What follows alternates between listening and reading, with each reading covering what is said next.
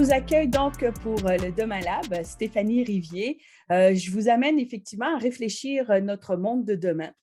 Et aujourd'hui, j'ai vraiment la chance d'accueillir Jean-Michel Pelletier. Puis Jean-Michel, c'est un psychologue du bien-être, on va dire, dans les organisations et un psychologue du sport. Donc, ce que j'apprécie énormément de Jean-Michel, c'est qu'il fait le pont entre justement l'entrepreneur, l'intrapreneur, le monde de l'entreprise et le monde du sport. Donc, c'est pour ça que je suis très interpellée par ce qu'il va nous annoncer aujourd'hui. Alors, Jean-Michel, la question, qui es-tu? Mais, je suis psychologue du sport, je m'intéresse beaucoup aux athlètes, mais aussi aux entrepreneurs, aux intrapreneurs qui sont, dans le fond, comme des athlètes, qui doivent performer, qui doivent gérer la pression. Puis moi, je m'intéresse à comment on gère cette pression-là, ce stress-là, cette anxiété-là dans un monde d'aujourd'hui avec le télétravail, puis avec tous les changements qu'il y a eu dernièrement. Moi, je m'intéresse à comment rendre l'être humain performant, mais dans un bien-être. Parce que là, l'ancienne culture de presser le citron, de se donner à 110 tu sais, juste 110 ça ne devrait plus être une expression valide. On ne va pas à 110 on va au moins à 100 parce que 110, on va se brûler, on est endetté, puis on doit récupérer par la suite, puis on n'a pas toujours l'espace pour récupérer. Moi, j'accorde beaucoup d'importance. En anglais, c'est recovery, mais récupération, tu sais, des fois, ça peut être mélangeant, mais tu sais, comment on fait pour se recharger? Ça m'intéresse beaucoup parce qu'on parle souvent de motivation ou de plaisir, mais dans le fond, quand on a de l'énergie, on a beaucoup plus de plaisir, puis on est plus capable de faire face au stress. Mais quand on est fatigué, un seul problème, notre auto brise, un problème, un petit conflit au travail, quand on n'a pas beaucoup d'énergie, c'est là que ça devient une montagne. Wow! Écoute, il y a plein déjà de choses que tu mentionnes puis qui vraiment m'allument des lumières pour moi. Puis ce que j'aime, c'est toi, quand tu m'as donné ta présentation, tu m'as dit aussi, moi, j'aime les jeux pertinents. Puis ça, là, peux-tu juste résumer un peu pourquoi? Parce que ça détermine pas mal aussi comment tu es et comment tu interviens avec les organisations ou avec les individus. Moi, j'utilise toujours le jeu au départ ou des fois dans ma présentation, tu sais, en plein milieu d'une présentation pour faire réagir, faire vivre des émotions. Parce que ce qu'on voit, tu sais, les formations avec des PowerPoint, j'utilise encore les PowerPoint, c'est pas que je ne veux pas les utiliser, c'est juste que la passivité des gens, hein, quand ils sont en train d'apprendre, mais on est comme ça depuis qu'on est jeune, hein? La grand-mère, on écoute le prof. Mais moi, je me suis toujours demandé pourquoi ça devait être autant passif, notre apprentissage. Le jeu, pour moi, c'est comment rendre actif l'apprentissage. Et c'est vrai que ça prend des fois du temps à concevoir des jeux pertinents, intéressants, qui répondent vraiment aux besoins. Puis c'est là où la plupart des gens abandonnent sur comment créer des jeux qui sont pertinents parce que ça demande beaucoup de planification. C'est pas vrai qu'on peut planifier un jeu sur le coin d'une table, on partage les cartes puis ça va super bien se passer. Il y a des règlements, il y a comment expliquer pourquoi on fait ce jeu-là. Fait qu'il y a plein de choses quand on fait des ateliers comme ça qui doivent être pris en compte. Mais lorsque le jeu est pertinent, lorsqu'on fait vivre des émotions aux gens, les gens s'en rappellent pas mal plus. Les apprenants, que ce soit les entrepreneurs, les intrapreneurs, les sportifs, mais quand je leur fais vivre une émotion, quand je leur mets un jeu qui les met sous pression, bien là, je leur dis, OK, mais quand tu es dans cette pression-là, là, puis qu'il faut que tu lances le dard là, en plein milieu, là, comment tu fais pour gérer ta pression? C'est là qu'on voit qu'il y a des gens qui ont des stratégies et qui n'en ont pas du tout de stratégie. Puis c'est là que je peux les aider. Mais si je fais un PowerPoint sur les 10 façons de gérer le stress lorsque tu lances un art, les gens sont comme « Ah, ben merci, docteur Pelletier, mais on savait déjà tout ça. » Ouais, où tu nous as fait prise de conscience, mais le transfert de l'apprentissage, est-ce que ça va passer à l'action? On ne sait pas. Ouais. Ça devient comme absurde ou Voilà. c'est comme une épée dans l'eau, c'est intéressant, bonne information, mais on le savait déjà. C'est Excellent. comme de dire c'est important de faire l'activité physique. Ah, ben merci. Oui, c'est vrai. Puis c'est drôle, tout le monde le sait. Hein? Ben oui, je peux faire une conférence complète sur hey, les amis, là, c'est important de méditer, prendre soin de soi, puis faire l'activité physique, puis n'oubliez pas de bien manger, comme si les gens ne savaient pas déjà ça. C'est ça. Ça fait des années que c'est répété. Écoute, j'aime vraiment, puis justement, on va jouer alors ensemble, d'accord? Et là, on va jouer à un jeu ma question de jeu, on va dire, c'est comment peut-on rêver demain? Parce que pour moi, tu le sais, hein, puis on en a partagé, demain, ben, tu sais, je veux dire, ça va changer avec tout ce qu'on vient de vivre, ça change vite. Puis, comment peut-on rêver? Ça nous met déjà dans une posture, moi, je dirais, d'action. Donc, moi, si je te lance cette question-là, toi, Jean-Michel, comment peut-on rêver demain? Ben, en fait, j'aime beaucoup ta question, puis elle me touche beaucoup, hein, parce que, premièrement, je ne me la fais pas poser souvent. Hmm. Puis, je pense que c'est l'une des premières fois qu'on me la demande. Puis, des fois, c'est pas bien amené nécessairement. Ah, mais c'est quoi ton rêve? Mais là, comment on peut. Tu sais, moi, j'aime beaucoup le comment. Parce que c'est quoi ton rêve? Ça reste un peu comme un objectif. Mais comment on peut rêver? Mais le comment m'intéresse beaucoup parce que c'est le processus. Ouais. Bien, comment on peut rêver demain? Bien, c'est en étant conscient que là, on est en pénurie de main-d'œuvre, que les ressources humaines vont être très précieuses. Que tu sois livreur, que tu sois cuisinier, que tu sois psychologue, que tu sois infirmier, infirmière. Je ne veux pas faire de discrimination. Je les nomme tous. Entrepreneurs. On a besoin de tout le monde et chaque être humain est précieux. OK? Là, c'est fini le temps où il y a 15 000 CV, là, j'exagère évidemment, on prie, hein, on prie Dieu pour avoir la job. Non, non, là, il y a une pénurie, il y a des changements dans la société, le rapport de force n'est pas le même. Mhm. Puis, rapport de force, ce n'est pas pour dire que c'est une guerre, c'est juste que là, les êtres humains sont importants. Ils ont toujours été importants, selon moi, mais là, les entreprises, les organisations, ils accordent une importance à l'humain puis ils n'ont pas le choix. Exact. C'est non négociable. Mm. Si tu ne prends pas attention à l'énergie, à ton être humain qui est devant toi, peu importe son statut, peu importe son niveau, bien, tu vas avoir des problèmes dans ton entreprise. Puis si tu fais attention à l'énergie, puis tu anticipes les besoins pour prévenir les épuisements, que tu fais une structure justement qui n'est pas presser le citron, qui est vraiment une culture de recharge, parce que moi, c'est important, tu peux te donner à fond. Hein? J'ai dit au Ouais. début 100 tu peux te donner à 100 mais avoir des périodes de récupération. Mais si tu te donnes à 100 ou à 110 puis il n'y a aucune période de récupération, mathématiquement, tu es à risque naturellement. Ce n'est même pas de la psychologie, c'est physique, c'est énergétique, c'est chimique. Tu t'en vas vers une dette énergétique et ben, oui, il va y avoir de l'épuisement. Si tu es chanceux, tu n'as pas de stress dans ta vie, peut-être que tu vas t'en sortir, mais aussitôt que tu vas avoir un stress, comme tu es à côté, Mm. évidemment, il va y avoir des problèmes. Puis toi, je sais que dans ta pratique, tu fais beaucoup de références donc au sport parce que tu dis maintenant, on est tous des grands sportifs dans le milieu professionnel. Comment tu fais le lien dans ta pratique? Bien, c'est parce que quand les êtres humains vont justement être dans une phase d'épuisement où ça ne marche pas, où ils ont des blocages en entreprise, tu sais, des fois, tu te lèves le matin et ça ne te tente pas. Bien, Mm. ce n'est pas nécessairement le travail ou que tu n'es pas performant ou que tu n'es pas discipliné. Des fois, c'est parce qu'il y a eu des petits traumas, des événements marquants dans ta vie qui t'ont affaibli, qui ont affecté ton estime, ton ego. Ça peut être une rupture, ça peut être. Tu sais, l'idée selon laquelle ce qui se passe dans la vie personnelle n'a pas rapport avec la vie du travail, je ne sais pas qui a inventé ça, là, mais ça ne marche pas comme ça. Puis oui, il y a certains moments où il faut tasser des fois la vie personnelle puis performer, mais des fois, surtout à moyen long terme, on n'a pas le choix de revenir dans la vie personnelle pour voir qu'est-ce qui s'est passé. Ou dans la vie du travail, il y a des gens qui ont vécu de l'harcèlement ou des trucs comme ça. Moi, je vois ça comme des nœuds. Si tu as vécu de l'harcèlement au travail, aussi petit que soit, là, que toucher ton estime, ton identité, ben, tu n'es peut-être pas aussi bon ou tu n'es peut-être pas aussi bon qu'avant, tu sais, des espèces de croyances comme ça, bien là, ça fait un nœud. Puis ce nœud-là, ben, tu le traînes. Puis avec le temps, ben, il arrive des problématiques justement par rapport à ça. Donc, c'est très important de comprendre comment on peut comprendre qu'est-ce qui se passe dans le passé pour mieux performer dans le moment présent et dans le futur. Mais les gens, la plupart du temps, ils vont focuser sur le problème de départ. Ça ne marche pas ce matin. Pourquoi ça ne marche pas ce matin? Puis là, évidemment, il n'y a pas de solution, il n'y a pas de réponse parce que la réponse se trouve dans le passé.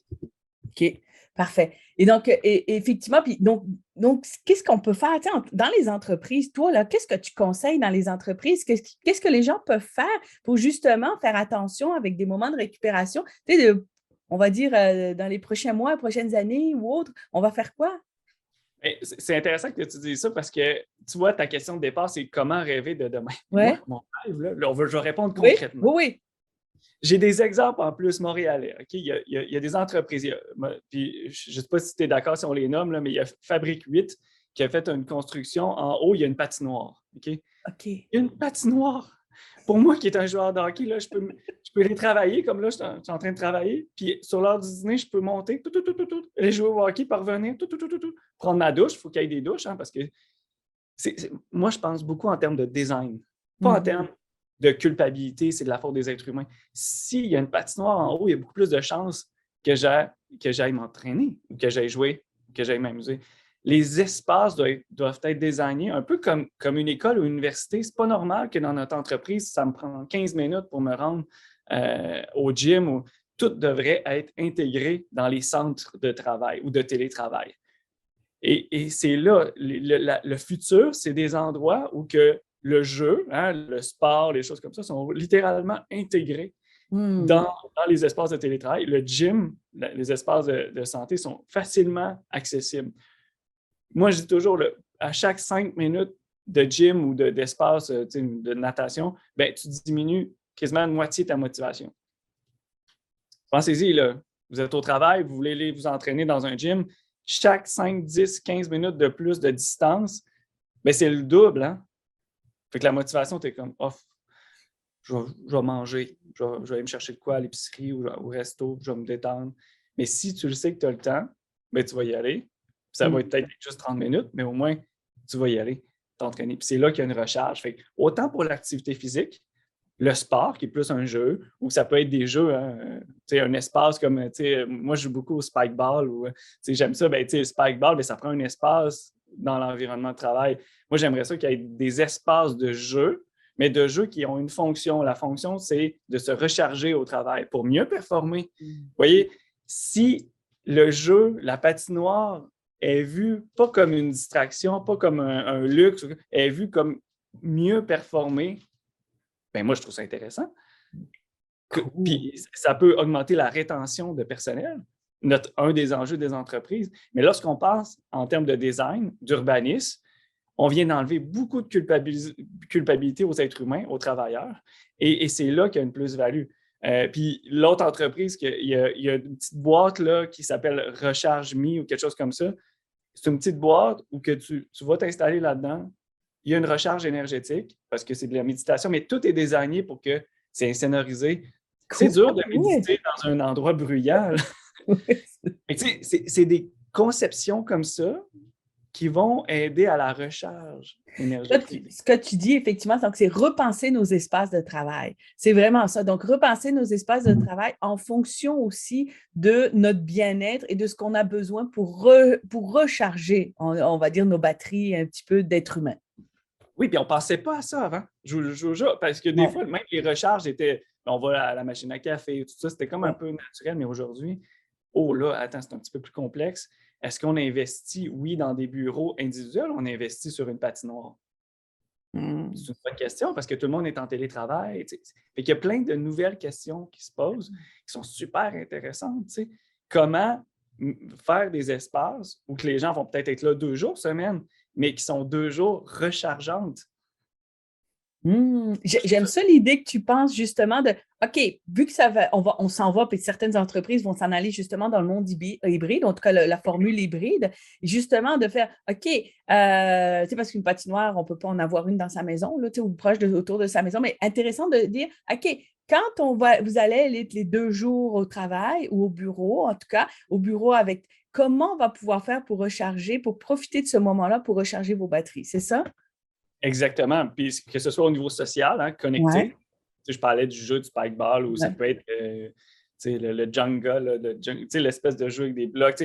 Comment on peut connecter, parce que les êtres humains, on va avoir besoin d'interaction sociale parce qu'on est seul à la maison, on va avoir besoin d'interaction sociale. Fait que comment on peut créer ces espaces-là pour se recharger de façon relationnelle, aussi se recharger de tête, la méditation, et de corps, le sport. Fait que moi, je pense tout le temps tête, cœur, corps. C'est résumé, on s'entend, tout est interconnecté, mais comment on peut recharger les trois? Puis j'explique beaucoup aux gens que nos sens, nos 5 sens, il y en a 2 qui sont surutilisés dans notre société, la vue puis l'audition. Et on ne s'en rend pas compte. Des fois, ben, c'est en allant dans d'autres sens, le goût, l'odorat ou le toucher ou le corps, le physique, des fois, on peut rééquilibrer la surcharge des 2 sens qui sont surutilisés.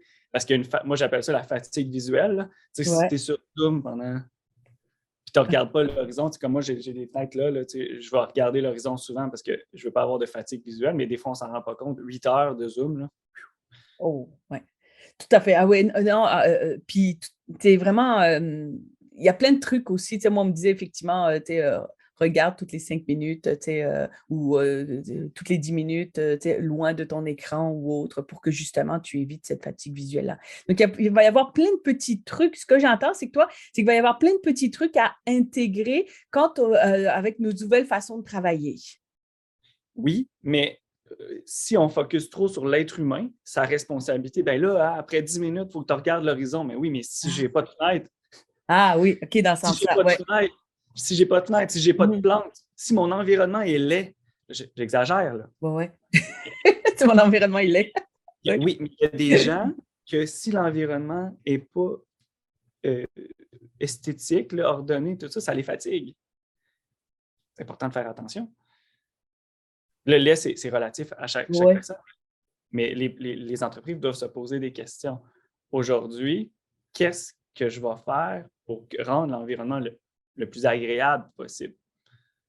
Et non pas comment l'employé peut se sentir bien, c'est de sa faute s'il ne se sent pas bien. Trouve-toi un autre job. Oui, non, c'est pas ça. Là. On a besoin de toi. Fait, comment je peux faire pour que tu te sentes bien? OK, cool. Et comme tu fais le lien aussi, parce que j'aime ça aussi, tu sais, tu faisais beaucoup de liens quand on a fait la préparation par rapport à toute la motivation. Donc, comment aussi travailler par rapport à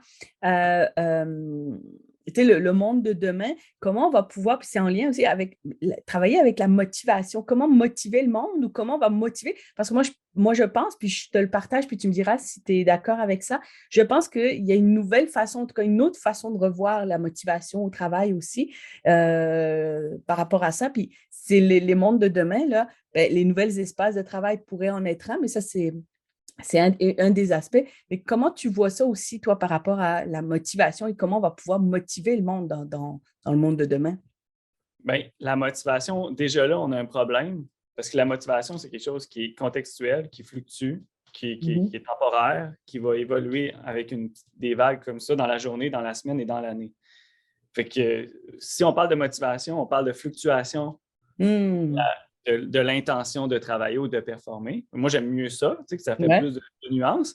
Et moi, je me dis, si un être humain. Moi, je prends pour acquis que les êtres humains veulent, veulent être bons, être performés. Mhm. Au Mhm. départ, il y a toujours des exceptions, OK? On s'entend, il y a des personnalités plus difficiles.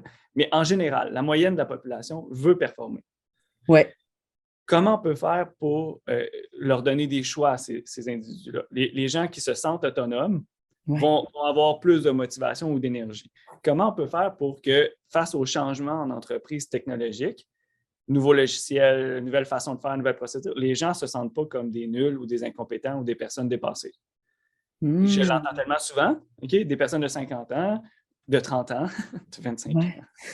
Je comprends pas. Puis, comment on fait pour chaque individu pour pas qu'on leur fasse sentir qu'ils sont pas intelligents? Dans l'entreprise, comme dans le sport ou ailleurs, quelqu'un qui se sent stupide, c'est pas quelqu'un qui va être motivé. Hmm. Ouais. J'ai pas C'est dit qu'il rare. C'est était rare. stupide. J'ai pas dit qu'il était stupide ou que j'étais stupide. J'ai dit que je me sentais stupide. Moi, des fois, Exact. je joue à des jeux, c'est pas dans ma force, fais-moi un dessin, je me sens stupide. Bon, des fois, des jeux de mémoire. Se sentir stupide, tout le monde a déjà senti ce Mhm. sentiment-là. Mais vous comprenez que c'est pas yeah, je m'en vais travailler dans un environnement où je me sens stupide, où je suis le moins bon ou la moins bonne. Il Mhm. n'y a personne qui est motivé. En tout cas, à moins d'être pas conscient de certaines choses. Et le troisième volet, bien, ça prend des amis, des connexions. C'est pas juste d'être les meilleurs amis du monde, mais est-ce qu'au travail, je m'entends bien avec celui qui me supervise, mon mentor ou mes collègues? Est-ce que c'est des gens que j'ai le goût d'aller prendre un café, d'aller dîner avec eux, ou plutôt le contraire? Hein, moi, j'appelle ça le niveau de relation. Mais si tu n'as pas le goût d'aller prendre un café avec ton boss ou ta superviseur, tu n'as pas le goût d'aller dîner avec, poser des questions. Et justement, et ça, tu vois, parce que ça, c'est les 3 besoins, effectivement, que tu nommes, tu sais, le besoin d'autonomie, besoin de compétences, puis besoin d'affiliation sociale. C'est les 3 besoins fondamentaux que tu nommes. Puis, comment on peut travailler ça? Tu sais, les organisations s'en vont au modèle hybride, s'en vont, tu sais, peut-être en télétravail à 100%. Est-ce que, comment on pourra faire pour travailler par rapport avec ces 3 besoins-là? Bien, En souvent, les télétravail? 3 besoins peuvent être affectés. Fait que des fois, je ne peux Ouais. pas travailler sur tout. C'est lequel des 3 besoins qui est le plus Mhm. affecté? On commence par celui qui est le plus affecté. Je donne un exemple. Tu arrives au travail, tu adores ton poste, c'est toi qui as choisi, tu as beaucoup d'autonomie, tu as des amis, tu t'entends bien avec ton boss, mais là, depuis le nouveau logiciel, tu ne te sens pas bon. Mhm.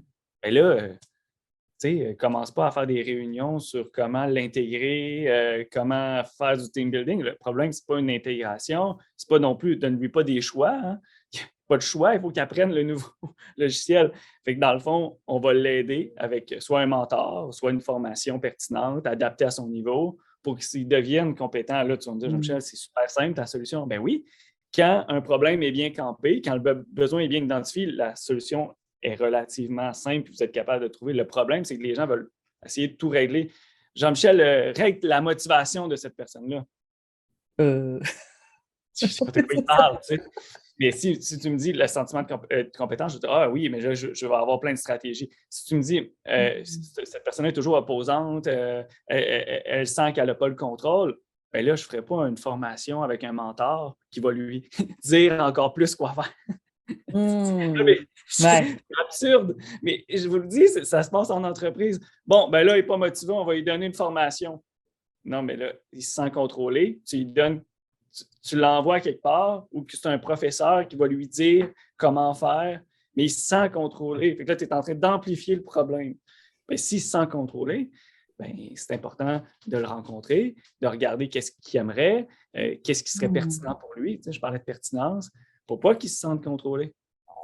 Comme un joueur de hockey, que, si à chaque fois que le coach il dit une directive, il se sent contrôlé, il se sent surveillé, il se sent infantilisé, ben, c'est pas en lui donnant une formation, hein, il va se sentir encore plus Et contrôlé. donc, intéressant. Donc là, les gens, donc ça prend de l'écoute parce qu'il va falloir écouter qu'est-ce que les gens vont dire et qu'est-ce qu'ils ont besoin.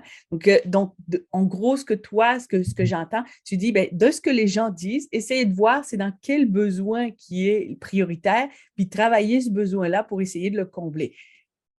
Oui, exactement. Puis, tu sais, scientifiquement parlant, là, on peut trouver des stratégies pertinentes pour chacun des besoins qui ont été établis dans la littérature, qui ont été expérimentés, puis vous les connaissez déjà. Tu sais, je ne suis pas en train de, tu sais, Stéphanie, je suis sûr que toutes les stratégies que je vais te dire, tu vas dire, ben oui, je fais ça aussi. Ben oui. C'est juste qu'au lieu que ce soit général, les 10 façons d'augmenter la motivation, ben Ouais. les 3 façons d'augmenter le pouvoir ou le contrôle ou l'autonomie, c'est les 3 façons d'augmenter le sentiment de compétence, puis c'est les 3 façons d'augmenter la connexion, l'affiliation. C'est les mêmes 10, là, il y en a 9, là, Ouais. c'est les mêmes, c'est juste qu'ils sont structurés et priorisés. Vous allez voir, quand la personne va se sentir compétente, tout d'un coup, les 3 besoins s'ajustent.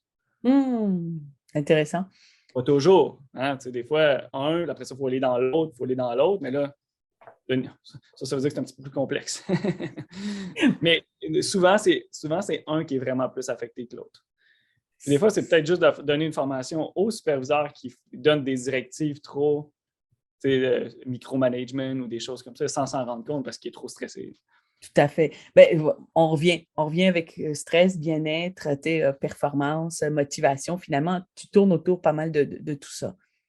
Ben oui, parce qu'un superviseur ou un gestionnaire ou un entrepreneur qui est moins stressé va être moins contrôlant. Hey, mon Dieu, qu'on revient toujours, hein? Ben oui, si tu as plus d'énergie, ben, tu vas plus. Tu sais, pensez-y, quand on est fatigué, Ouais. si vous jouez au tennis, vous allez jouer avec quelqu'un qui n'a jamais joué au tennis, puis vous êtes fatigué, lui montrer étape par étape à à frapper la balle comme il faut, tranquillement. Tu as fait une erreur, replace. Si tu es fatigué, là, être un bon coach, être un bon pédagogue quand tu es fatigué, là, Ouais. toujours comme, ben là, frappe-la, là, mais pas comme ça, je t'ai dit. Ta mèche est Déjà beaucoup plus entendu. courte. Hein? La Ta mèche est plus mèche est courte. beaucoup plus courte. Ouais, la mèche est plus courte. Fait que, comment on répond aux besoins? Mais stratégiquement, on cible le besoin, mais il faut toujours aussi se poser la question si tu es un intervenant. Si tu veux changer les choses, c'est toi le gestionnaire ou l'entrepreneur. Est-ce que tu as assez d'énergie en ce moment? Mm. Et on revient effectivement à ce bien-être-là. Puis j'aime beaucoup. Donc, ce que j'entends effectivement donc, dans attention au bien-être, donc donner un espace, donner un contexte de gens aussi où ils vont pouvoir performer, on va dire, au maximum, en leur permettant, j'aime beaucoup ton mot, la récupération, effectivement, des espaces de récupération. Donc, c'est pas penser forcément juste en tant que comment je peux pousser la machine, mais comment je peux récupérer. Donc, j'aime beaucoup. C'est vraiment une posture un peu différente par rapport à comment tu regardes. Donc, comment je peux penser mes espaces de travail en récupération, puis comment je peux penser mes espaces de travail aussi en mettant un contexte plus motivant. Donc, ce que j'entends, c'est ça que tu mentionnais. Un contexte plus motivant, c'est un contexte qui est conçu pour justement répondre aux 3 besoins. Voilà. Au début, on parlait d'espace, mais il y a 4 besoins. Dans le fond, tu as les 3 besoins psychologiques, compétence, se sentir autonome, puis connexion, affiliation. Puis tu as le quatrième qui est l'espace, l'environnement, rendre accessibles les choses bonnes Mmh. pour la santé. Parce que Exact. notre cellulaire, l'iPad, le Netflix, ça, c'est tout accessible, hein? Vraiment Ouais. facile d'accès. Mais moi, ce que je veux, c'est que le sport, le yoga, la respiration soit autant accessible que ton Mmh. cellulaire. Là, ça va être un bon combat entre le bien-être et les trucs d'évitement. C'est l'équilibre, en fin de compte. On vient, c'est un équilibre. Vraiment. Et là, ma question, si moi, je suis une entrepreneur là, en ce moment, là, puis je me questionne beaucoup sur le retour au bureau, ma façon de travailler quel espace ou comment je revois, on va dire, mon entreprise, tu aurais quoi à donner comme solution, deux, trois solutions que tu pourrais mentionner? Ben, d'abord commencer par essayer de trouver dans son expérience passée des moments où vous avez été très, très, très productif. Que, tu sais, Mhm. vous sentiez, tu sais, moi, je fais ça avec les athlètes. Trouve-moi un moment où que, tu sais, la POC, elle collait sur son bâton, ou que la balle, où tu sautais plus haut, tu avais l'impression de sauter plus haut, voler quand tu patinais, whatever. Trouve-moi un moment. Là, on va dans son passé, parce que les réponses se trouvent souvent à l'intérieur. Ça, c'est facile à dire, mais il y a une technique. Tu vas dans ton passé. Ah oui, j'ai été dans un espace de coworking, il y avait du soleil. Puis moi, je pense que quand je suis proche d'une fenêtre, c'est important pour moi. Puis naturellement, quand je faisais du télétravail pendant la pandémie, je me suis mis proche de la fenêtre. Puis effectivement, ça m'aide. Quand tu vas faire du télétravail, puis quand tu vas essayer de demander, négocier ton. Tu sais, oui, tu peux négocier ton salaire, oui, tu peux négocier plein d'affaires, mais peut-être que ça serait intéressant de négocier, d'être proche d'une fenêtre ou d'avoir accès, des fois, pas toujours, parce que c'est pas toujours tout le monde qui peut avoir accès à des fenêtres. Ben moi, 1 ou 2 journées semaine, quand je viens, s'il y a une possibilité que je puisse avoir la lumière, que ce soit un puits de lumière ben moi, je prioriserais ça, puis je Mhm. choisirais, mettons, quand je vais faire du télétravail, des tâches qui me permettent, tu sais, pas parler au téléphone, peut-être d'être dans l'air ouvert avec le soleil, stratégiquement, parce que je le sais que j'ai besoin de soleil. Ce que je peux avoir chez nous en téléphonant, parce que je suis chez nous et je suis dans ma bulle, ben, quand je vais au travail, j'aimerais ça l'avoir aussi, mais comment je négocie ça? Mais tu vois, on part d'un besoin très, très concret, Ouais. mais ça peut être autre chose. Hein? Mais si je vous ai juste donné un exemple, c'est juste de se poser des bonnes questions puis de négocier en fonction de ça. Super. Donc, excellent. Puis, moi, ce que j'entends aussi dans ce que tu dis, c'est que j'ai des conditions à la maison, puis j'aimerais peut-être en retrouver aussi au travail. Et en même temps, je rajouterais aussi, est-ce va y avoir une valeur ajoutée à revenir au bureau? Tu sais, c'est quoi ma valeur ajoutée à venir au bureau? Parce que ça, c'est dans la tâche, on va dire, puis ça, c'est peut-être dans les trois besoins, mais ça va être quoi la valeur ajoutée quand je vais venir au bureau? Puis là, quelle tâche je vais faire? Puis comment les conditions que je vais avoir quand je vais aller au bureau? Puis ça, c'est ce que tu mentionnais pas mal au début aussi, là.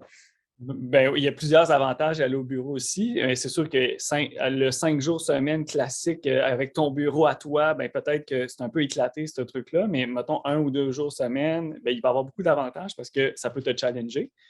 Ouais. Juste, tu sais, on a été 2 ans quasiment tout le temps à la maison pour la majorité d'entre nous, pas tout le monde, mais là, on retourne, bien, juste faire bouger son cerveau, tu sais, être dans ses pantoufles, c'est bon, mais pas trop longtemps. Fait que, tu sais, nouvelles connexions, nouvelles idées, nouvelles choses. Fait En anglais, ils appellent ça le growth mindset, là, le mindset de croissance, que les neurones se développent. Ben, juste le fait de faire des changements puis de se déplacer, déjà beaucoup. Surtout en contexte qu'on a été figé pendant 2 ans. Okay? Fait que pour moi, il y a une plus-value juste aller au travail pour démêler nos neurones. Moi, je faisais à la blague pendant la première année de pandémie. Mes blagues étaient une seconde en retard. Mais Ah oui, oui? mais mes interactions sociales de groupe, puis dire une blague au bon moment, bien, c'est sûr qu'il y avait un délai. Ça faisait 1 an, je n'avais pas fait ça. OK. Ben ouais. Et là, ben, toi, tu m'amènes parce que ça serait une solution. Parce que j'ai souvent des demandes des gens qui disent OK, là, les gens ne veulent plus revenir au bureau. Comment tu ferais, tu sais, comme dire, ben, comment on pourrait concrètement faire pour dire, ben, ça serait quoi la solution pour amener les gens à revenir au bureau ou à les donner envie de revenir au bureau? Bien, dépendamment de votre groupe, de qui vous avez comme individu, bien, posez-leur dans la question qu'est-ce qui vous motiverait. Puis des fois, on Mmh. peut la poser de façon indirecte parce que, tu sais, c'est une question comme ça peut être comme OK, ouais, ils veulent qu'on revienne. Fait que c'est comme une technique pour. Mais juste de poser la question qu'est-ce que vous avez besoin, vous, pour vous sentir bien au travail? Il y en a beaucoup qui vont vous dire ben, tu sais, les espaces de travail à air ouverte ou que je dois téléphoner puis que le son, moi, je suis devenu insensible au son. Puis en plus, j'ai eu de la construction autour de ma maison. Là, moi, le son, là, je ne suis plus capable. Là, il y a Mmh. plus de construction chez nous. Là, mais c'est pas vrai que je vais aller au travail avec d'autres mondes. Ben, ça doit être pris en considération et il y a des solutions. Hein. On parlait de cabines pour la méditation tantôt, mais il y a des cabines en ce temps pour insonoriser. Moi, je pense qu'un de futur, là, on parlait de rêve, de designer, oui, des espaces ouverts où ça respire et qu'il y a du soleil, mais aussi des espaces fermés, isolés, en son. Pas isolés, mais vraiment soundproof. Là, comme Ouais, ouais. les gens, là, ils vont faire oh, j'ai le soleil, je m'en vais me cacher. Je te parle au téléphone, je ressors, j'ai le soleil. Oh! Moi, en tout cas, perso, moi, je suis plus motivé. Il y a des gens qui vont dire c'est pourquoi qu'il dit là, lui? Mais moi, n'importe où, ça ne me dérange pas. Puis moi, j'ai pas de problème à travailler dans n'importe quel contexte. Ben, bravo, super. Mmh. Je suis content pour toi. Ce que j'entends encore une fois, ce que tu dis, c'est dans les espaces de travail, penser à proposer des choix. Toujours. Puis Ouais. pas trop. Ah, OK. Comme 15 choix de pizza. Là, Ça, c'est trop. tu as une cabine, une chambre seule, il faut que tu réserves ça, faut que tu. Non, non. C'est 3 choix. Mettons qu'on dit l'espace, tu as 3 choix. Tu as le coworking, réserver une salle, puis le truc isolé, mais il faut que les 3 soient relativement faciles d'accès, Mmh. bien structurés, bien désignés. Ah et ça, j'aime ça effectivement. Donc proposer le choix, mais pas trop, 3 choix, puis demander comment les gens, seraient, qu'est-ce qui les aiderait à revenir au bureau pour Oui, puis, justement tu sais, ce que je dis là, c'est de la logique du quotidien. Là. Tu sais, c'est comme donner des choix à des enfants. Bon, veux-tu mettre ta mitaine, ton manteau, ta tuque, tes culottes, tes souliers? Ou, tu sais, je veux dire, à un moment donné, veux-tu mettre tes mitaines d'abord ou ton manteau? Là? OK, tes mitaines. Cool. Mmh. Donc j'aime ça, donc effectivement, donc limiter les choix, 2-3 choix, très intéressant et donc là, tu touches obligatoirement à la motivation. Tu leur changes un peu, la posture de comment ils regardent parce qu'ils sont plus à: «Non, je veux pas revenir», mais on va dire: «Ah non», ils commencent à déjà être dans l'action quand ils commencent déjà à réfléchir par rapport à ça. Ben, c'est déjà motivant. Ben Je vais oui. avoir un espace. Il y a déjà moi, j'appelle ça l'élan. Il y a déjà un élan parce que ça répond à mes besoins.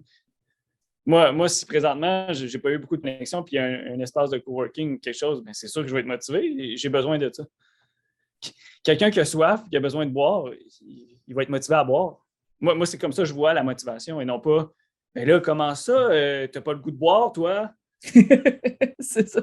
Envie? Ouais, mais là, tu devrais avoir. Mais pour moi, c'est pas de même que ça marche la motivation. Mmh. OK. Ce que j'aimerais aussi, c'est là pour prendre parce qu'on entend beaucoup les gens ont des enjeux effectivement de bien-être au travail en ce moment ou de bien-être ensemble. Ce serait quoi les 2-3 encore une fois, solutions par rapport au bien-être au travail que tu pourrais mentionner aujourd'hui là, que les gens peuvent, comment ils pourraient prendre soin d'eux? Ben, je vais finir en faisant une boucle. Là, Ouais. je rêve, je rêve que les espaces soient des espaces où on focus sur l'énergie mentale, physique et émotionnelle. Je rêve des espaces où, Mmh. quand on voit un être humain qui est fatigué émotionnellement parce qu'il a vécu des ruptures, des deuils, qu'on soit capable de trouver des stratégies pour qu'il récupère émotionnellement. J'aime ça. Je rêve que quand vous voyez quelqu'un que ses yeux sont comme ça, puis que ses neurones, ils étaient comme ça, parce que c'est quelqu'un qui était très performant, puis que là, les neurones font, ben, qu'on fait, OK, qu'est-ce que je peux faire pour toi pour que tes neurones se réactivent, puis qu'il y ait un flux énergétique plus fluide? Ah, ben, j'aurais peut-être besoin d'une semaine de vacances ou d'un espace de travail différent, etc., pour me recharger. Et puis, le corps, tout le sport, la nutrition, ben, je rêve d'endroits où que la nutrition, mettons, l'alimentation saine soit plus accessible que l'alimentation malsaine, ce qui est souvent le contraire dans la plupart des environnements. Les croissants, tout ça, puis j'ai rien contre les croissants, je ne veux pas faire de débat.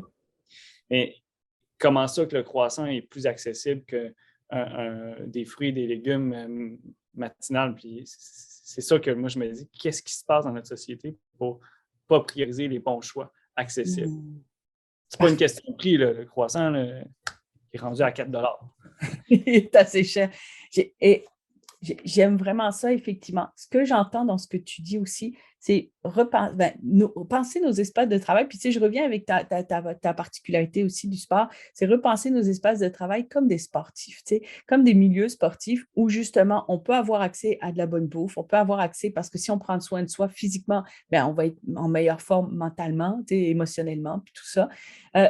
J'entends aussi de repenser aussi, bien, voir nos espaces de travail comme des moments de récupération, avoir des moments de récupération comme les sportifs. C'est pour ça que je fais le lien avec ton sport. C'est vraiment ça que ça me donne. Et aussi revoir notre milieu de travail comme la motivation aussi en sport, parce qu'on travaille, c'est quelque chose qu'on travaille énormément aussi dans le domaine de la sport. Donc, comment on peut faire aussi pour pouvoir avoir des milieux motivants en lien avec le sport. Moi, c'est vraiment, c'est ça que je retiens dans notre discussion, puis c'est très intéressant de voir comment on peut avoir un peu un minding c'est pas beau en plus le mot là, mais une pensée un peu de sportif en milieu de travail. Oui, puis tu sais, souvent là, on voit ça comme un coût.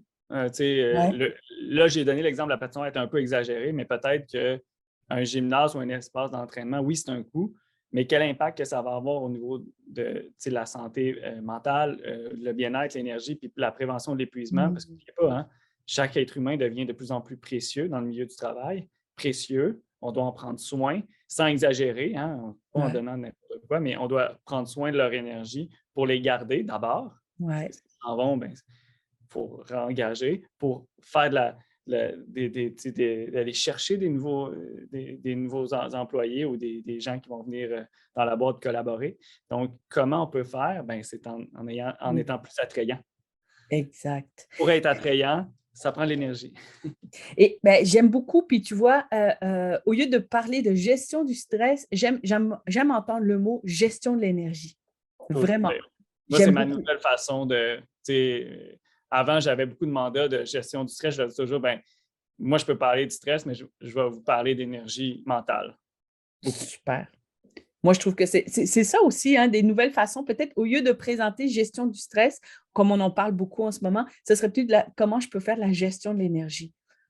Ça, c'est peut-être une autre façon. Écoute, Jean-Michel, je te remercie infiniment, vraiment, parce que tu as donné pas mal de choses. Puis j'aime vraiment ton lien entre le sport et le milieu de travail. Je l'apprécie beaucoup. Puis toutes les petites choses que tu as mentionnées par rapport aux espaces de travail, par rapport à voir, pas juste l'espace physique, mais l'espace, on va dire, mental et psychologique du travail est très intéressant. Donc, merci infiniment. Ça fait plaisir. Je vais faire attention à mon énergie. Oui, bonne récupération.